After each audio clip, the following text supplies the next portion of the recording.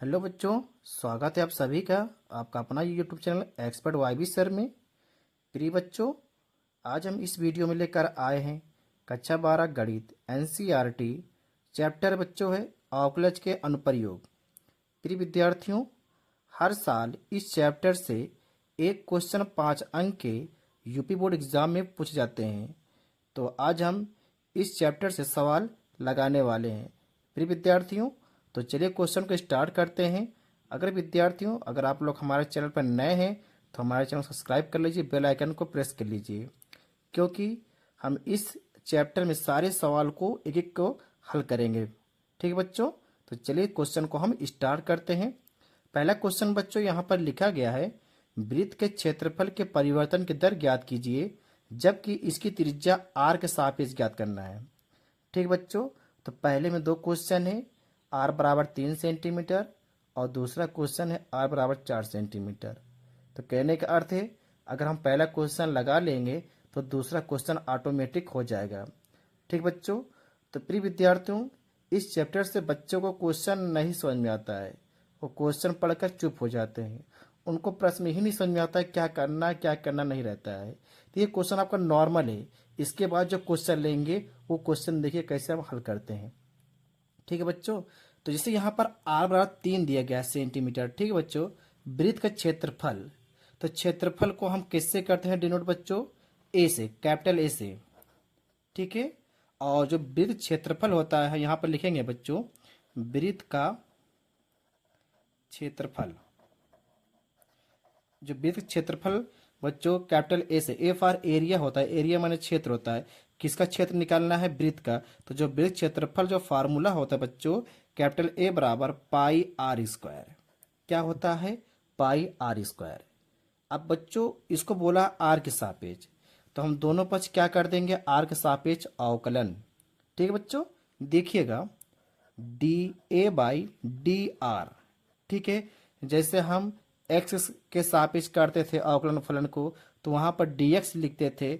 अब यहाँ पर r के सापेक्ष किया जा रहा है तो यहाँ पर बटे में dr लिखते थे। ठीक है बच्चों, और कहीं कहीं पीछे हमने पढ़ा था कि जैसे कोई फलन t के सापेक्ष करते थे तो वहां पर dt करते थे। ठीक है बच्चों, आगे देखिए इसमें भी हम t के सापेक्ष करेंगे आगे सवाल में। तो D A by D R, और जितनी r घात 2 है ना बच्चों, तो इसको बगल करेंगे, डी बाई डी आर क्यों लिख रहे हैं? क्योंकि आर के सापेक्ष बोला गया है। अब यहाँ पर आर के स्क्वायर करेंगे अवकलन। ठीक है, आगे देखिएगा पाई हमारा ऐसे ही रहेगा। आर की घात 2 है तो 2 आपको आप आगे बुलाइए, फिर जाके उसमें 1 घटाइएगा, तो D A by D R कितना आ गया बच्चों? 2 पाई आर आ गया। और जबकि पहला हमका आर का मान हमको पता है कितना है, 3 दिया गया है। ठीक है बच्चों, तो यहाँ पर हम रखेंगे 2 पाई इंटू 3, इनका आपस में मल्टीप्लाई कर देंगे तो कितना होगा? 3 दूना 6। इनका मात्रक लिखेंगे बच्चों, तो मात्रक आप लिखना मत भूलिएगा, D A by D R. तो ए का मात्रक क्या होता है? मतलब ए क्षेत्रफल है, तो सेमी दिया तो सेमी स्क्वायर लिखो। ठीक है, अगर यहाँ पर मीटर दिया होता तो हम यहाँ पर मीटर स्क्वायर लिखते हैं बच्चों। ठीक है, और इनका आर क्या है हमारे पास? आर के सापेक्ष, तो त्रिज्या है सेंटीमीटर है, इनका भी मात्रक लिखना है। ठीक है, तो सेमी स्क्वायर प्रति सेमी, सेमी सेमी स्क्वायर काटिएगा मत, नहीं तो गलत हो जाएगा, क्योंकि ऊपर एरिया का मात्रक लिखा है और नीचे त्रिज्या का मात्रक लिखा है बच्चों। तो हमारे कंप्लीट क्षेत्रफल में परिवर्तन हो रहा है। क्या परिवर्तन हो रहा है? 6 पाई सेमी स्क्वायर प्रति सेमी की दर से ये क्षेत्रफल परिवर्तन हो रहा है। ठीक है बच्चों, अब यहाँ पर जैसे आर बराबर 4 सेंटीमीटर दिया गया है, तो आर का स्थान यहाँ रखेगा, 4 दूना 8 हो जाएगा, तो 8 पाई सेमी स्क्वायर हो जाएगा। ठीक है बच्चों, तो उम्मीद करते हैं ये क्वेश्चन आप लोग समझ पाएंगे अच्छे से। प्रिय विद्यार्थियों, अब ये छोटे क्वेश्चन से बड़े क्वेश्चन बनेंगे। ठीक है बच्चों, गारंटी के हर साल एक क्वेश्चन 5 अंक के पूछे ही जाते हैं। ठीक है, आप चाहे जाकर देख लीजिएगा। ठीक है बच्चों, तो चलते हैं बच्चों अगले क्वेश्चन पर। प्रिय बच्चों, हमने यहाँ पर अगला क्वेश्चन नंबर 2 लिया है, जबकि यहाँ पर क्वेश्चन लिखा गया बच्चों, एक घन का आयतन 8 सेमी क्यूब प्रति सेकंड की दर से बढ़ रहा है, जबकि पृष्ठ का क्षेत्रफल किस दर से बढ़ रहा है जबकि इसके कोर की लंबाई 12 सेंटीमीटर है। प्रिय विद्यार्थी, क्वेश्चन को अपने भाषा में पढ़िए, तभी आप समझ पाएंगे। अन्यथा आप यहाँ से पढ़कर यहाँ इंड हो जाएंगे, बाकी चुप हो जाएंगे, कुछ समझ नहीं पाओगे। ठीक है बच्चों, तो यहाँ पर क्वेश्चन को 3 स्टेप बनता है, मतलब पढ़ना एक स्टेप, ठीक है, और उसको समझना है। अब जो समझ चुके हो उसको इस्तेमाल करना है, तभी विश्वास होगा बच्चों। ठीक है, क्वेश्चन को हमेशा न्यूज़ पेपर की तरह नहीं पढ़ना, नहीं से पढ़ते चले जाओ। कहानी थोड़ा को है इसमें, हर शब्द में राज छिपा रहता है, उसको निकालो। ठीक है, तो यहाँ पर लिखा 1 घन का आयतन 8 सेमी क्यूब पर सेकंड की दर से बढ़ रहा है, ये देखो फुल स्टॉप। तो इसका मतलब जानो। ठीक है, आयतन को किससे हम लिखते हैं, वी से, वी फॉर वॉल्यूम होता है बच्चों। ठीक है, वी फॉर वॉल्यूम। ठीक है, कितना दिएगा, 8 लिखा हुआ है। पहले जो क्वेश्चन दिया गया पहले उसको लिखना सीखो। ठीक है, तो पहले क्या दिया, दिया है क्वेश्चन में, जो दिया गया प्रश्न है दिया है, तो वी फॉर वॉल्यूम आयतन 8 सेमी।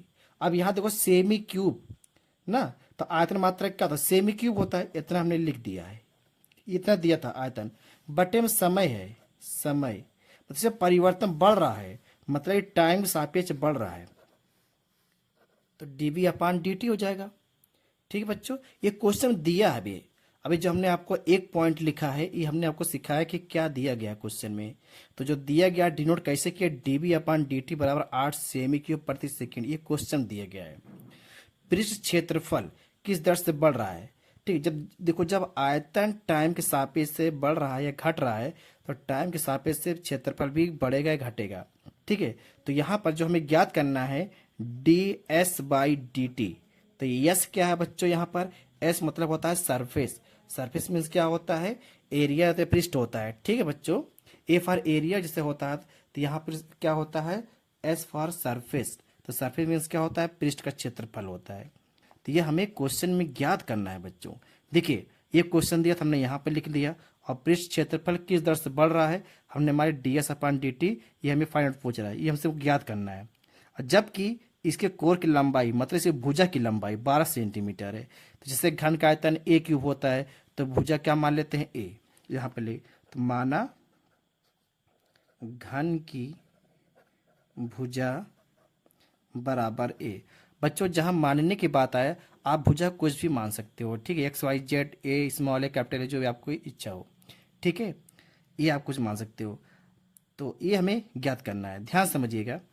तो सबसे पहले क्या करते हैं कि जो इसका आयतन दिया गया है, घन का आयतन क्या होता है बच्चों, ए क्यूब होता है। घन का आयतन क्या होता है, ए क्यूब। अगर हम भुजा एक्स मानते हैं तो एक्स क्यूब लिखते हैं। अभी टाइम सापेक्ष बढ़ रहा है, तो टाइम सापेक्ष क्या करेंगे, दोनों पक्ष अवकलन, टी पास, दोनों पक्ष टी के सापेक्ष, तो डी बी अपान क्या हो जाएगा बच्चों, डी टी हो जाएगा।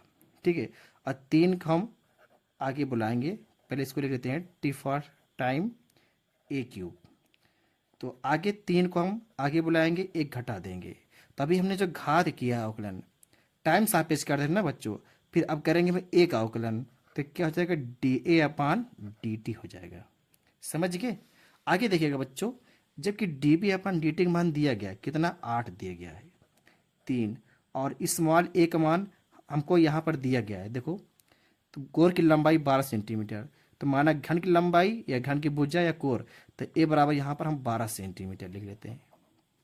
ठीक है, तो एक स्थान पे हमें 12, 12 को हम 2 बार लिख लेते हैं क्योंकि ए स्क्वायर था, और यहाँ से क्या निकलेगा, D A upon D T.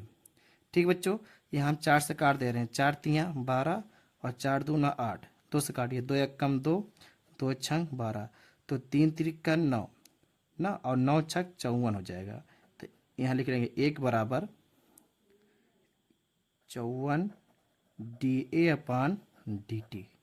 ठीक बच्चों, जब इसका मान निकालेंगे हम, D A upon D T 1/54 आ जाएगा। ठीक है, आगे देखिएगा, पृष्ठ क्षेत्रफल किस दर से बढ़ रहा है। तो हम जानते हैं बच्चों, जो घन का पृष्ठ होता है, घन का संपूर्ण पृष्ठ, संपूर्ण पृष्ठ क्या होता है, 6a² होता है। ठीक है बच्चों, ये फार्मूला, जबकि इसको हम कैपिटल एस से करते हैं डिनोट या प्रदर्शित दिखाते हैं। इन इसमें भी क्या करेंगे, दोनों पक्ष टाइम सापेक्ष कर दे अवकलन, तो डी एस अपान क्या जाएगा बच्चों, डी टी, और यहाँ पर 6 को बगल करेंगे, D by D T into a²। इसका करेंगे बच्चों अवकलन, तो 6 ऐसे ही रहेगा, 2 के घात आगे बुलाइए, 1 घटा दीजिए, फिर ए करेंगे D A upon D T, ठीक बच्चों। और डी एस अपान डी टी यही हमें फाइंड आउट करना है। डी एस अपान डी टी ऊपर देखिए, डी एस अपान डी टी ये हमें ज्ञात करना है, ठीक है। आगे देखिए, इनका मल्टीपल करेंगे, 6 दूना 12, 12 और स्मॉल ए, तो स्मॉल ए की वैल्यू कितना है बच्चों, स्मॉल ए की वैल्यू कितना है 12 है। और जबकि हमने D A by D T का मान निकाला है, देखो 1/54, 1/54, ठीक है। इसको हम क्या करेंगे बच्चों, 2 से काटेंगे, 2 से काटेंगे 27 और 2 छंग 12, फिर 3 से काटेंगे, 3 दूना 6 और 3 नवा 27, तो एक बार लिख लेंगे 12 दूना 24 अब बटे में 9, ठीक है बच्चों। अब क्या करेंगे, इसको 3 से काटेंगे, 3 एक 3 का 9, 3 अठे 24, 8/3, ठीक है। मात्रा लिखना ना भूलें। अब देखो यहाँ पर एस क्या है, सरफेस एरिया, तो क्षेत्रफल क्या होता है, सेमी स्क्वायर, ठीक है, सेमी स्क्वायर। और बटे में टाइम है, टाइम की मात्रा भी लिखो सेकेंड, तो मतलब कि जो क्षेत्रफल निकला हुआ है सरफेस एरिया कि 8/3 सेमी स्क्वायर प्रति सेकेंड की दर से बढ़ रहा है। कैसे हम जानते हैं बढ़ रहा है, क्योंकि पॉजिटिव आया बच्चों, ठीक है। अगर ये नेगेटिव आया होता यहाँ पर तो हम जहाँ समझ सकते हैं कि -8/3 सेमी स्क्वायर प्रति सेकेंड की दर से ये घट रहा है, ठीक है बच्चों। तो ये हमारा क्वेश्चन हमारा कंप्लीट हो चुका है। तो उम्मीद करते हैं बच्चों कि क्वेश्चन आप लोग समझ पाए होंगे। अगर आप लोग हमारे चैनल पर नए हैं तो हमारे चैनल को सब्सक्राइब कर लीजिए, बेल आइकन को प्रेस कर लीजिए, ठीक है बच्चों। धन्यवाद।